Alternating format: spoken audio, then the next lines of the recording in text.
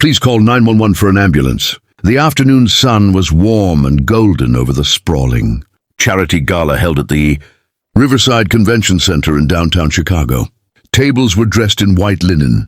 Crystal glasses caught the light, and the hum of polite conversation filled the grand hall. If you believe in kindness, second chances, and the power of small moments to change lives, please like, comment, share, and subscribe to Kindness True Stories. Also, tell us in the comments where in the world are you watching from. It was the kind of event where powerful people gathered to feel good about themselves, politicians, executives, celebrities, and at the center of it all, Richard Harmon, a 67-year-old billionaire whose name graced hospital wings and university buildings across the country.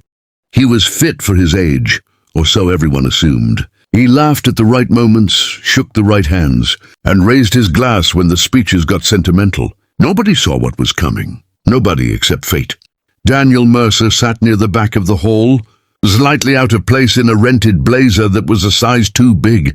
He was 34 years old, a single father to an 8-year-old girl named Lily, and he worked as a maintenance supervisor for the convention center. He wasn't a guest, he was staff. He had slipped into the back row during a quiet moment to watch the event, something he sometimes did when his duties allowed a short break. Daniel was not wealthy. He did not own a business or drive a luxury car. What he did own was a quiet kind of steadiness, the sort that comes from raising a child alone, from learning that panic is a luxury you cannot afford when someone is counting on you. He had taken a CPR certification course 2 years earlier after Lily had a scary choking incident at breakfast that left him shaking and helpless. He swore that day he would never feel helpless again. He renewed his certification every year after that. It was the kind of decision that seemed small at the time. Richard Harmon was mid-sentence, laughing at something his colleague said when it happened. He stopped. His hand went to his chest. His face changed, not dramatically, not like in the movies, but quietly, like a light slowly going dim. Then his knees buckled and he dropped, the crystal glass shattering as it hit the marble floor. For a moment, the entire room went silent. Then the screaming started. Security guards rushed forward but stopped just short, unsure of what to do. Someone yelled for a doctor. A woman fainted. A man in a tuxedo was fumbling with his phone, hands trembling too badly to dial. Guests pressed forward and then back, a tide of useless panic. Daniel was already moving. He pushed through the crowd with quiet authority, dropping to his knees beside Richard before most people had processed what was happening. He pressed 2 fingers to the man's neck, no pulse. He looked at the crowd and pointed directly at a security guard. "You, call 911 right now. Tell them a man in his 60s has collapsed, no pulse, suspected cardiac arrest. Give them this address. Do it now." The guard snapped into action, dialing 911 immediately. Daniel turned back to Richard, tilted his head back to open the airway, and began chest compressions. 30 compressions, firm and rhythmic, at the center of the chest. He counted in his head, focused, steady. 2 rescue breaths, then 30 more compressions. The crowd watched in stunned silence. Someone whispered, "Who is that?" Nobody answered because nobody knew.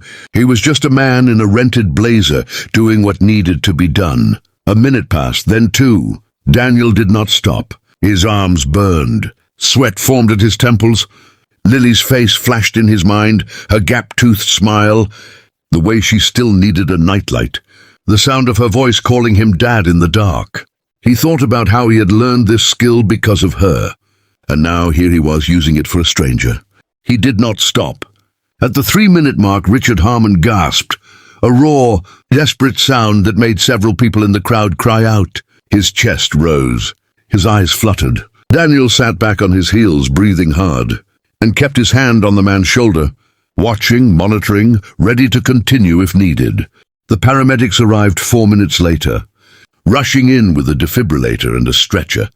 They took over seamlessly, praising Daniel's work, telling him that the compressions had been exactly right.